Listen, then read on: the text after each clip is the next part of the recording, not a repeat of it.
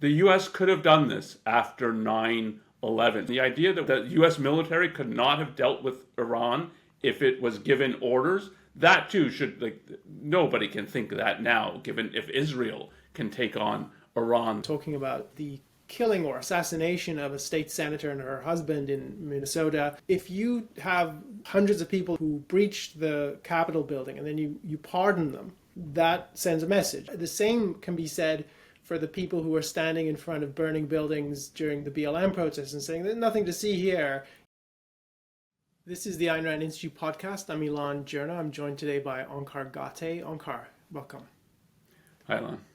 So we are going to take a different approach to today's podcast. There are major news developments that we thought are important to talk about. We'll touch each of them at least briefly, sometimes with a bit more depth, but these are so important we didn't want to wait a week to talk about them. One is the Iran-Israel war. Number two is the rise in political violence, of which there's more examples. So Onkar, let's jump in with the Iran-Israel war. What's your reaction to this? What's your assessment? My basic reaction was and is positive, and it's so rare in foreign policy matters for the Western world to have a positive reaction to what they're doing. I mean, contrast, say, the handling of Ukraine and the Ukraine war, which we've talked about in past podcasts, has been pathetic. Here, that there's a strike on Iran targeting its nuclear facilities, but not just that, targeting its military leadership and some of the scientists working on the nuclear program. So an attempt at a real decapitation is, it's a positive development. We've been talking for decades about the real source of the problems, the anti-Western ideology, and then in practical means the military bombings, the terrorism against Israel, against the U.S. has been the animus for that is Iran. So that if Iran's not targeted militarily, that you'll never address the problem. And so just seeing it targeted in a deliberate and systematic way, and not as a reaction really, but as this is the source of the problem, and unless we do something about the source, nothing will ever get better. That we can talk about some of the details around it, but just that as facing the fact that Iran is the enemy in the Middle East and doing something real about it is a positive development. Yeah, I would add that it's a useful comparison to Israel's response to October 7th, which we've been very critical of for not being sufficiently strong, not sufficiently focused and purposeful, and in effect letting Hamas stay in power, which it is still in power, and the remnants of it. Whereas I think here, this was a well-planned and executed mission, and with a real understanding of what the threat is.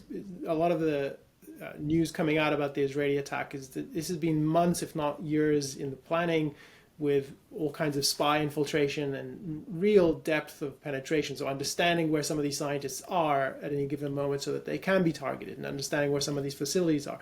So in that sense, this is a positive that I think goes some of the way towards redeeming Israel's government in response to the last 2-3 years of how, well, I think October 7th was itself a failure, and the response to it was also a failure in a significant way. So this is a turning point for them. And it's important, you were saying that this is positive because Iran is such a problem in the region. And the other piece of this, which I think is important, is that fact has become better understood in the last 10 years. I remember, this has come up in other conversations we've had around Israel and Iran and the Middle East in general. I remember people talking about Iran's nuclear program as it's basically civilian, everyone's believing the Iranian propaganda, and how dare you think Iran is anything other than like France or Germany, just in a bad neighborhood. This whitewashing of Iran's character was the dominant narrative. Since then, and I think especially since October 7th, there's better understanding that Iran has what it called this axis of resistance, axis of terrorism with Hezbollah and with Syria and with the Houthis and with factions in Iran. that's become better understood. With Iran's proxies crippled, people understand, wow, absent this, Iran would have a real leverage in the region. So that's also a positive to some degree, that people can now see, yeah, Iran has all this influence in the region, and it's a good thing that that Hamas and Hezbollah and its proxies thereby are being decimated in the last 2 years. So I think the fact that it's weakened is also good too. So to me, that's a big part of what's a welcome change in this situation. And so the Israeli government has said that we will learn from October 7th, and there will not be a repeat of October 7th. And this suggests at least some learning from it. So, as we've talked about in previous podcasts, as you're alluding to here, the October 7th was foreseeable in the sense that you have this militant group that's ruling Gaza that its whole reason of existence is to destroy Israel. And they knew they're trying to get arms and they're planning all kinds of things. And there was an element of just trying to evade that reality until you couldn't evade it after October 7th. But the whole response then is reactive to. And here there's more. If the best reading of this, I think, is we're not going to wait for Iran to attack us and then respond, and not even going to. So there's been sort of a kind of implicit criticism of Israel in like at least significant elements of the Western press of, well, but was Iran really imminent? It could be in possession of a nuclear weapon, and then Trump saying something about that, and it's, well, but the U.S. intelligence is saying they were years away. So you should strike Iran now. If they really are years away, strike them now versus it being imminent, and strike them when they're weak. And put as little as possible, put your own military and civilians in as little danger as possible. So it's like precisely when they're weak and when they're not expecting it, that's the time to hit them. And the idea, so there's a kind of criticism of, well, it might have been legitimate if sort of an October 7th was imminent, then yeah, you can do something preemptive.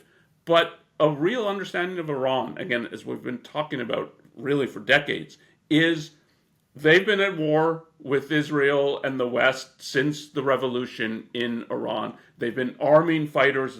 You could attack Iran legitimately at any time during those decades. You don't have to wait till they're almost in possession of a massive weapon or something like that. And from that perspective, that Israel would, yeah, we're going to do this now, we're going to do it preemptively, and that we have a right to do this. They're right about that. And the people who suggesting that, well, it's only if it was an imminent, catastrophic threat, otherwise you don't really have a right to do this. You certainly had a right to do that. And I'm like, part of what I really like about it is they're hitting them when they're down. So let's talk about other aspects of this. I don't think it's an unalloyed good. I think there are definitely things to criticize about what's unfolding, both on Israel's part and the U.S. discussion around this. I'm interested in other aspects that you have seen. What's your reaction to some of the debate around America's involvement and the way America's approaching this? Well, the what it really activated for me was the legacy of 9/11 and how tragic that legacy is. That part of what's revealed, I think, by the attacks on Iran by Israel is the U.S. could have done this after 9/11. So among the reasons given for why Iraq, which was not the source of the either the animus or the actual attackers on 9/11, they were not the source, but that it was an easy target, and easy would often be put in two ways. So it was non-ideological. It was a sort of certainly a dictatorship, but dictatorships like exist throughout many parts of the world. not friendly to America, not particularly hostile. And so it was easy that you don't have to confront the issue of radical Islam, Islamic totalitarianism. You can bypass that, and indeed, they even invited Iran into, do you want to join a coalition after 9/11 with that? So the total evasion of that, Iraq painting that like this is the real enemy, this is the target, who have to go, helps with that evasion.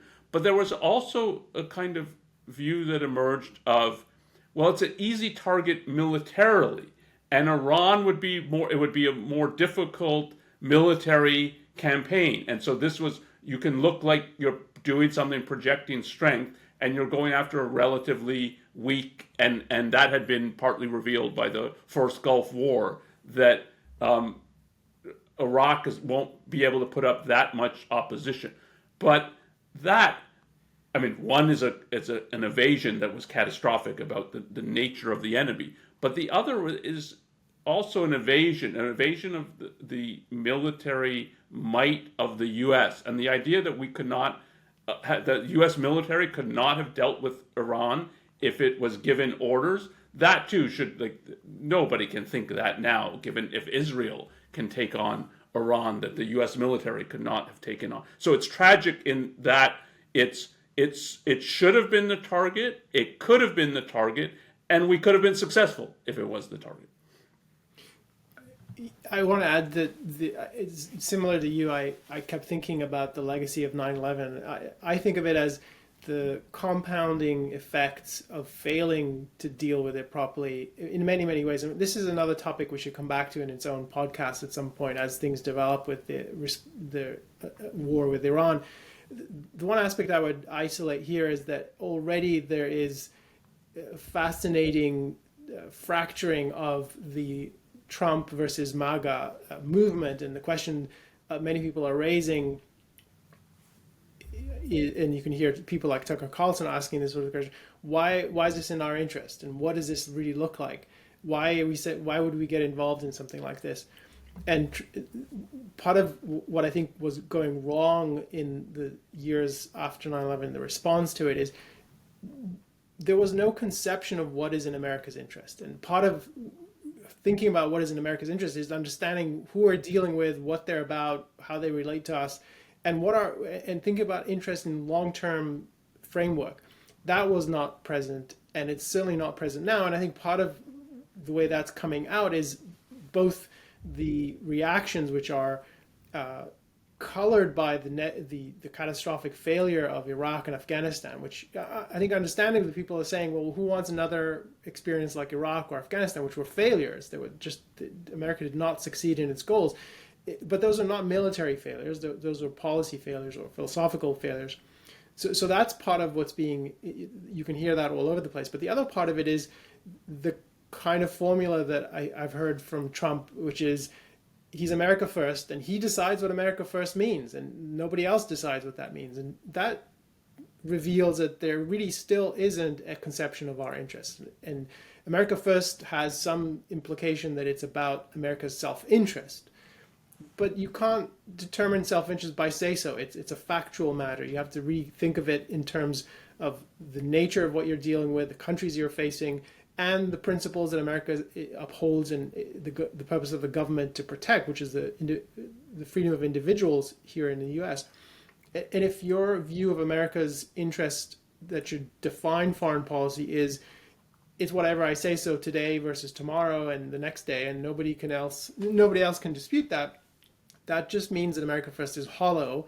It's completely empty of meaning, and that's not at all what we need to guide a situation like this. And I'm interested to see how this really unfolds. And we're recording on June 19th, and many things might change by this time tomorrow, including what America's role might be. But there's already, I think, the questions about what Trump will do. He said something: I may do it, become involved. I may not do it. I mean, nobody knows what I'm going to do. And that to me is, that's not surprising. It fits exactly with America First is whatever I say it is. There's really no real thought about what our interests consist in. Yeah, and part of the tragic legacy of 9/11 that was again foreseeable was it was a major turning point. It was we're going to respond. We're going to respond militarily in self-defense, and it's going to frame what it means to do that, what it means to respond militarily, what it means to assert yourself militarily. And because it was the response was so bad, it wasn't actually directed at America's self-interest, but the way that it's held is, well, this is what it means to take seriously your self-interest in a military way. And then if it's, well, but that's a catastrophe, and look what happened in Afghanistan, look what happened in Iraq. Even if somebody's thinking, well, I want America to act in its self-interest, like the military option for many people is just off the table, because to do that would be to do what we did in Afghanistan or what we did in Iraq, and that nobody can think that was good. So whatever we do and whatever would be in our self-interest, the military option is off the table for so many people. And again, it's understandable from one perspective, but from another perspective, to think about your self-interest means to think about it in a principled way. And as you said, what part of the real thinking would be, yeah, but those weren't military failures. They were policy failures. It doesn't tell you what would happen if we used our military in a different kind of way than the kind of orders and goals that it was given to rebuild Iraq, rebuild Afghanistan, and bring democracy to these places, help get Hamas elected, and so. Yeah, that was a complete. Fiasco is an understatement for that. But that's what people cannot sort out, and that's partly it was a foreseeable consequence of 9/11. Like if it had gone well, it would have set an enormously positive precedent. And if it goes badly, it sets an enormously negative precedent that frames how everybody thinks about the issue. Well, we'll definitely have to talk more about the Iran-Israel war and where it unfolds in the days and weeks ahead. Well, let's leave that there and turn to our second topic, which is I've characterized it as political violence, and I think it's useful just to unpack what that means and what are some of the developments we're talking about. I would say the most recent example is the killing or assassination of a state senator and her husband in Minnesota.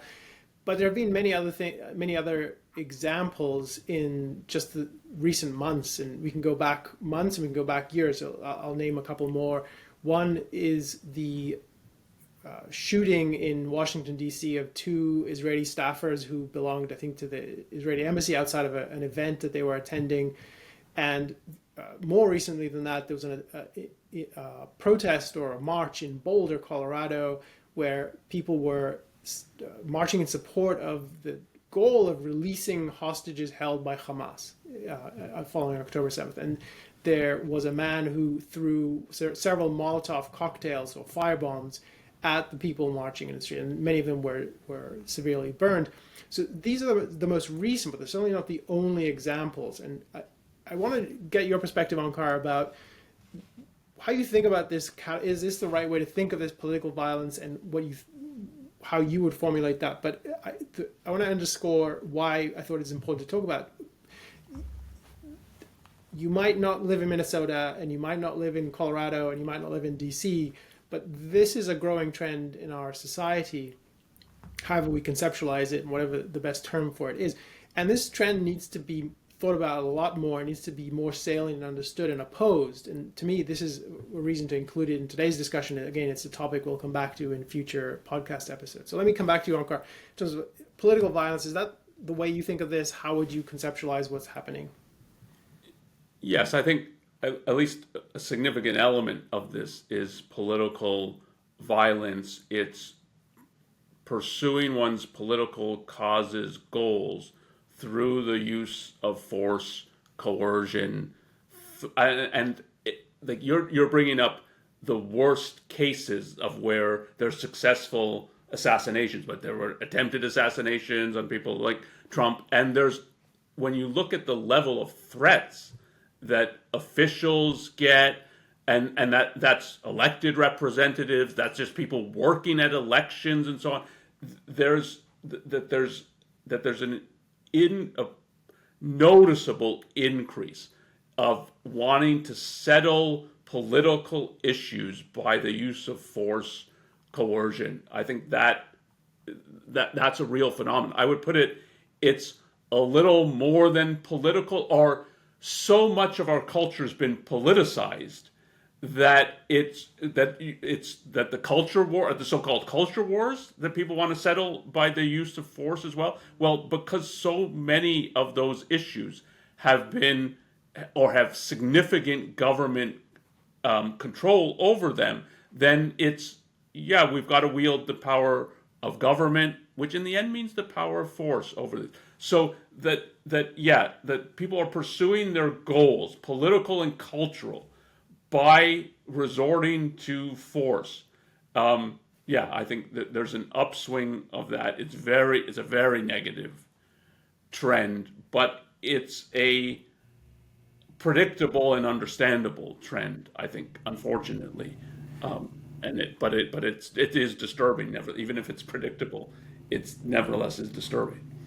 One reason I asked you about how you think of this is that I struggle because it's both, from certain perspectives or in certain cases, more clearly political.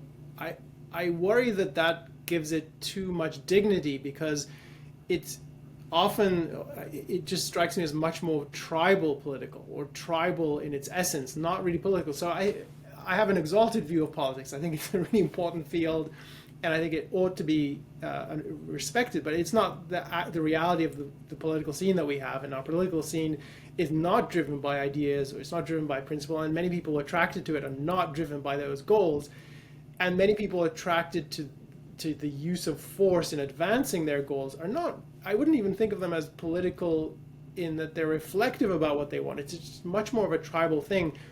And I would say so I mentioned your reaction to that, but before I hand this back to you, I just want to emphasize, it's easy for people to talk about this and say, it's all coming from the MAGA people, it's all coming from the BLM people. But when you look at this, and I have not done a systematic study, but I think just off the cuff you can see it is not restricted to one faction or one tribe or another.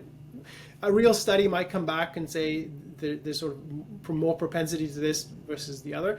But it's interesting that salient examples that you would think of are distributed in the sense of which tribe they're more allied with. So I was thinking back to, there was a congressional baseball game where someone came and shot, and that was 2017, and that person had affiliation with the Bernie Sanders campaign.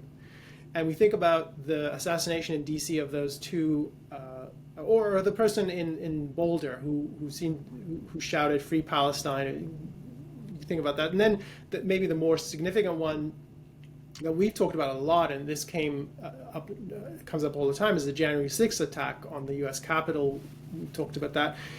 And one outlier that people might not think of as political violence, but I certainly do, is the Just Stop Oil phenomenon. The people who go into, recently they've gone into museums and doused paint all over classic works of art, and to make a point and to get filmed and so on.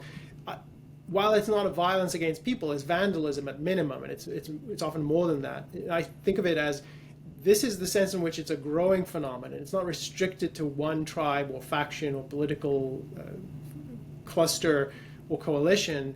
So let me put it back to you, Onkar, in terms of the place of thinking this is political, tribal, and just sorting through that. Yeah, I think you're right that it's a tribal phenomenon. Where you see the real manifestation is in political, cultural issues, because they're issues that affect large groups of people. But it runs deeper and wider than that, I think. But you see it in politics especially, but it's not exhausted by that. And so you put it, there's an absence of ideas, and I think that's right, but I would put it a little bit differently. This is a cynical view, but it is my view, and I think it is a right view, that ideas have long been absent from our politics, of thinking of it as abstract ideas, politics approached at the level of principles. That I think has long gone from American politics. You don't really even have policies anymore, and policies I think of as a sort of coherent, longer term position on something more concrete. So, like something like separation of church and state is a political principle that I've written about this that I don't think anybody understands today. They might occasionally make a sort of hand waving reference to it, but they have no idea what it means, and it does not inform their thinking or their actions. A policy would be something like, um, we have a view that Iran is the source of the the problems and terror in the Middle East, and so you have to deal with that. That's not a principle, but at least would give some stability to.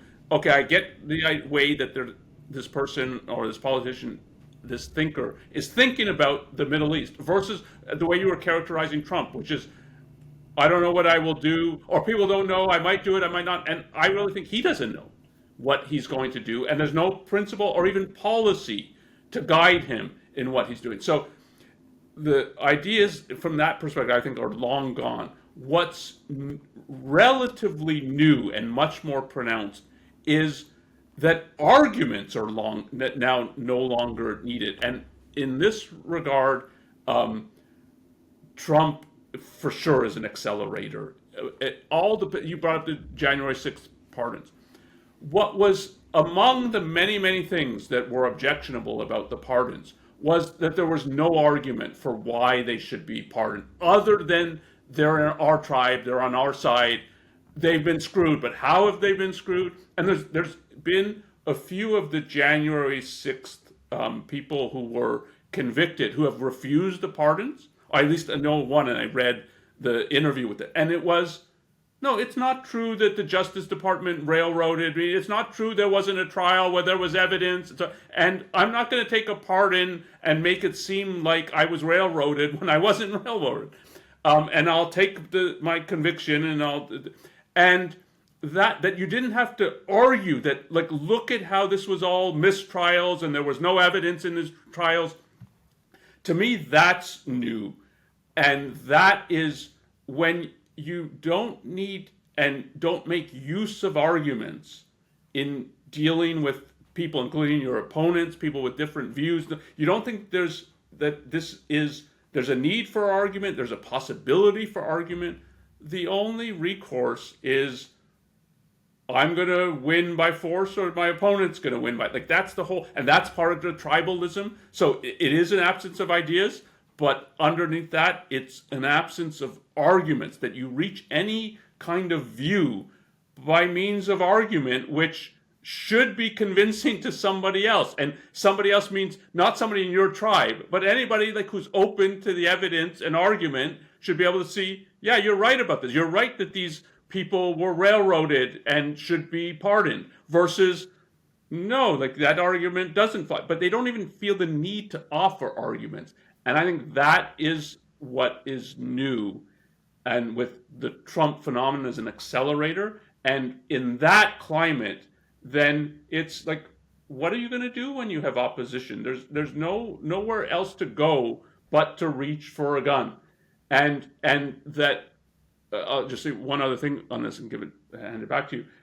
Because you were saying this is true of both sides. This is part of what COVID.